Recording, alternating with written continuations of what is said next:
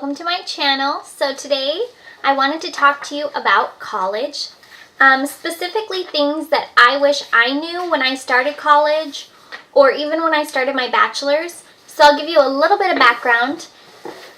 I started college right after I graduated in 2013, and I went to City College for a year and a half, and I finished my degree, actually in a year. I graduated in 2013 from high school, and I finished my associates in 2014 in December.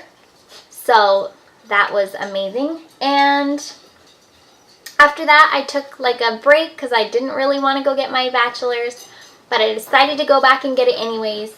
So I started my bachelor's in 2017 fall at Channel Islands, and now I am starting my very last semester, spring 2019, and I'll be finished with my bachelor's. I'm not planning on going on, but we'll see. So basically, these are just things that I wish I knew before I started college, or things that I wish I had taken advantage of sometimes. Now that I'm almost done, I'm like, wow, I really should have used that more. I really should have done this. So I made a list, so bear with me. I might be looking down a little bit. So the first thing is use the school library and public libraries. It's free. So one thing that I really learned last semester was to go to our local library. The school's like 30 minutes total from me. So going to that library is a little hard, and working out times and everything. Unless I'm on campus, then it works. But the public library is totally free. They have great resources, and they have so many books and even DVDs and movies, like DVDs of movies and shows, which are so great that you can get for free. As long as you're not late, it's all free, which I just think is fantastic. And it's just a great environment. Sometimes we go, like, instead of going to Starbucks or something, we'll go sit at the library, or even on like a date, we'll go and like just look through different books, or go pick books that we want to read at home. They have puzzles, chess, just things to get your mind off of things sometimes. Love it. And if you need, for instance, I was in a child's lit class, so I had to bring children's books that met certain requirements to class. And of course, children's books are actually pretty expensive. I don't know if you know that or not, but they can be around $20 each. And I was like, okay, well, I'm not going to buy all these books. So what am I going to do? And I started going to the public library and, of course, the school's library. So that saved me a lot of money during the semester. And it's still saving us money because we're still checking out DVDs, books, and they have cookbooks. They have everything. It's so great. So the school library is a little different, but it's awesome as well. They had, at least for Channel Islands, I'm not sure about other colleges, but I know community colleges do this as well. I'm sure all colleges have this, but they have like a set of books that you can actually check out. You know, some teachers put the book, like the reserves, there for you. So you can check them out and scan them. So that way you don't have to keep checking it out, or you don't have to buy the book. So that's just a really great thing that helped me a lot, because books are expensive. If you have not started college and you're thinking about it, or if you are in college, you will know books are so expensive, and it's one of the biggest expenses. Even if you get financial aid, it's so hard to cover your books sometimes. So Channel Islands, at least my major, is super great at doing no to low cost books. So they provide PDFs for you, or that you don't need a book, they provide all the resources for you.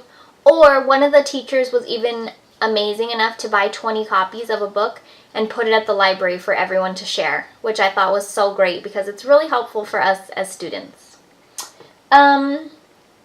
Use Google Docs. So most colleges use Google for their email and everything like that. Google Docs I didn't really use until about last semester, and I wish I'd used it more.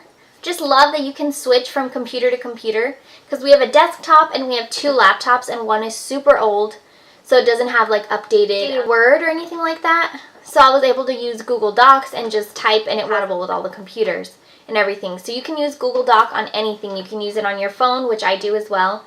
You can use it on tablets. You can use it on computers. It's just super amazing, and it's so great for group projects. That is what I really used it for, is being able to all work on one slideshow and not have to actually be in the same room or not have to actually meet, because sometimes that's so hard to get everyone to work together, find a schedule. So that is super great. Use Google Docs. It's free and it's so simple to use. I do have a little bit of pet peeve with it as far as formatting. I wish that it was automatically 12 format or 12 font and then automatically Times New Roman. And I wish it was automatically like perfectly margined. You might be able to do that and I just don't know how. But that's the only thing that drives me crazy whenever I'm on it. But still, highly suggest it. Use it. Of course, for going to college, you don't have to have a laptop or even a desktop, but it super helps, and you can use public computers at the libraries. So at the library that's closest to us that we go to has laptops you can check out. I don't think they have any desktops. I think they only have laptops, but there's plenty to check out. And the school library has a ton of desktops you can sit at, as well as laptops you can check out. So that might be something you could look into until you can save up and get a computer or a tablet, whatever works for you. I am so used to computers. I just have a hard time doing things with tablets. I don't know why. It's not for me. It may not be for you, or it may. But sometimes if you can live with a tablet, it can save you a lot of money and space. My best friend uses a tablet with a connected keyboard, and I have a keyboard and I have a tablet, but it just doesn't work for me. I don't know why. So one thing that we use to save us money on books is Chegg. It is a website and an app. I have the app. It has really great prices. I've checked all over. Every time we're going to buy a book, I always check several sites, and Chegg always seems to beat them, whether it's by rental or by buying, or they offer you older versions that you can buy used, which is great. So they usually offer you rent, buy new, and then buy used, which is awesome because you could save a lot of money on books. Honestly, if you can buy all used books, you might as well. And sometimes I think renting is like a waste of money, but then I'm like, what am I going to do with it when I'm done? We have stacks of textbooks that I'm like, oh, God, I wish that we could sell this, or, and you don't make your money back on textbooks, no matter how you try.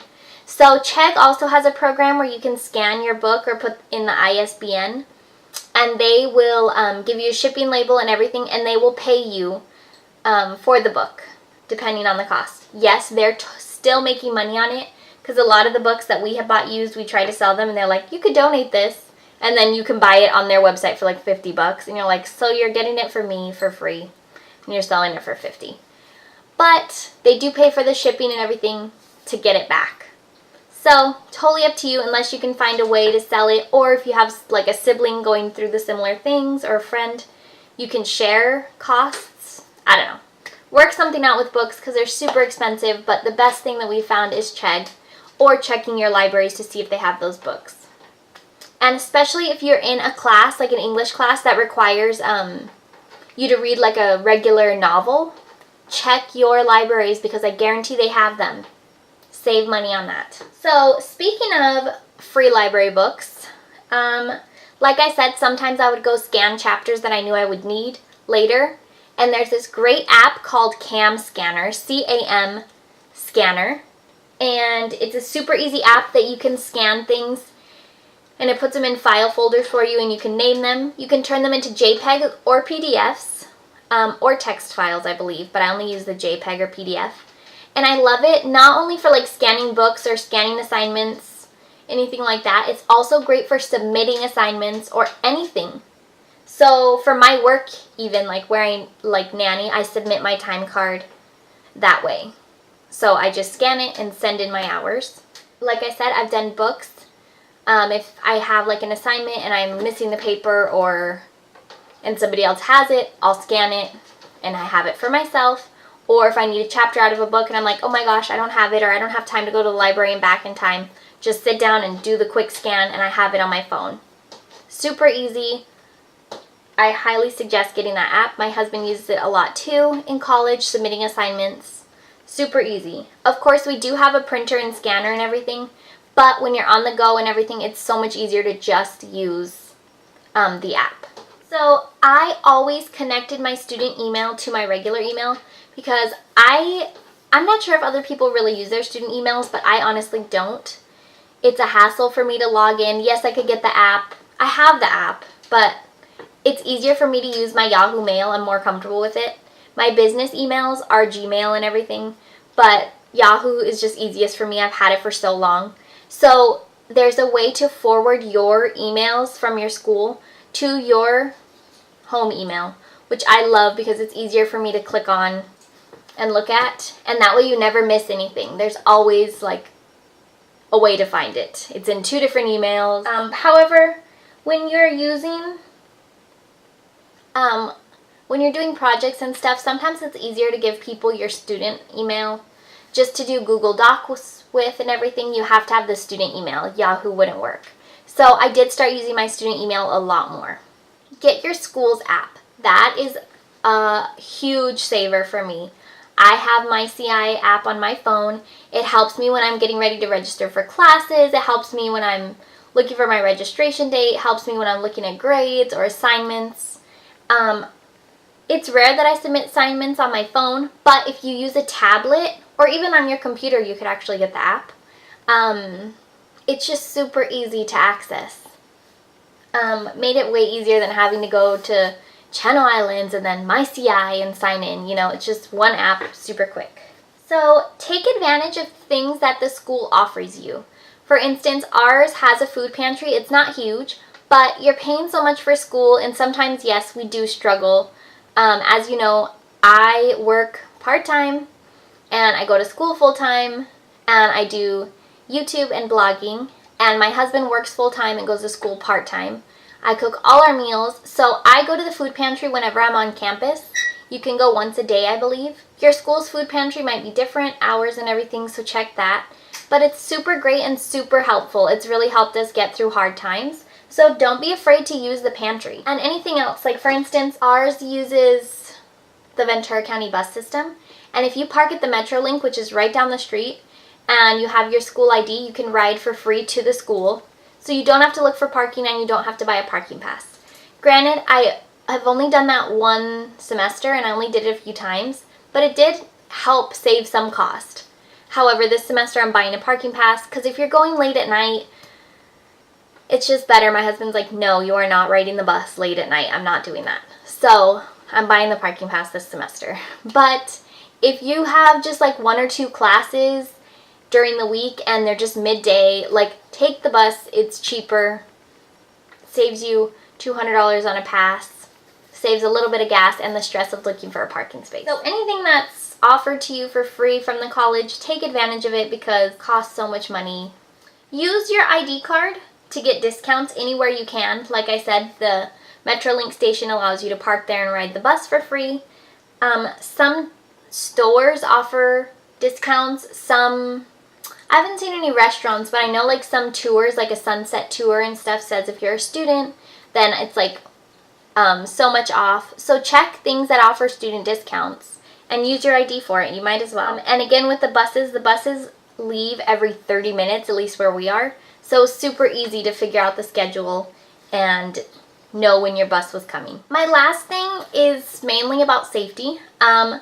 Make sure you find a walking buddy that you trust. If not, someone you know that will answer that you can talk to when you're going to and from your car or the bus, especially at night or early in the morning. Anytime, you should always be cautious. I try to always be in contact with someone like, hey, I just got here. Hey, I just got to class. Hey, I'm leaving class. Hey, I'm doing this. That way, if something happens in the in-between, they're like, wait, the last time I heard from them is this. I know it's morbid. I know it's hard to think about, but I always try to think like I want to have my own back so that somebody knows where I am and they can find me or help if something goes wrong. I mean, not even if something morbid happens, but you could just be a hot day and you pass out and nobody knows you and everything. So, and just make sure whenever you're going to your car or anything, you're with somebody you trust. If someone's walking with you and you don't feel safe, go a different way, walk into a classroom, say you have to go to the bathroom, go somewhere else or call someone. Have campus police have their number in your phone so you can dial them if something goes wrong. Just be super safe because you just never know people's intentions And as morbid and horrible as this sounds, they say usually any attacker is not a stranger, it's someone you know or you've seen before. I can't remember the percentage, but it's a really high percentage. So even if you've seen them in your class, but you don't really know them, just don't trust it. Be on guard and be safe. So that ends our college tip video number 1. The second video is going to be me and my husband answering questions that we got from a college student that's just starting out. So, the bird just said, So this is a long video and I ramble a little bit. I'm a little bit all over the place. But I wanted to film it for you guys because I think it's important to know these things. And I wanted to share because I wish I had known these when I started, even for my bachelor's. So thank you so much for watching. Like if you like. Subscribe so you don't miss me. And leave me any comments below if I missed anything you'd like me to talk about. Or you want me to do a different video on something else pertaining to anything. So let me know, guys. I want to hear from you. And thank you so much for watching. I hope you enjoyed my new filming space. I'm still working on it, but our office is done. You can watch our office redo down below. So yeah, thanks for watching. Bye!